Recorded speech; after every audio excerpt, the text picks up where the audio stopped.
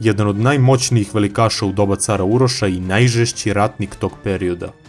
Bio je sin velikog župana Altomana Vojinovića i Ratoslave Mladenović, tetke Vuka Brankovića. Sa svega 18-19 godina je uspostavio potpunu kontrolu nad teritorijom rudnika, a do svoje 20. godine je zauzeo Podrinje, Polimlje, Istočni Hum, Konavle i Dračevicu, te je stekao reputaciju ozbiljnog ratnika. Po smrti cara Uroša, Nikola Altomanović na sebe preuzima svetodmitarski dohodak iz Dubrovnika, što je bila čast vrhovnih srpskih nemanjićkih vladara.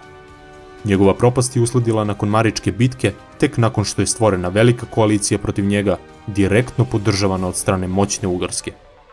Opkoljen je sa svih mogućih strana, nadbrojan, potučen, uhvaćen i nedugo zatim oslepljen po naređenju kneza Lazara 1374. kada mu je bilo svega 26 godina.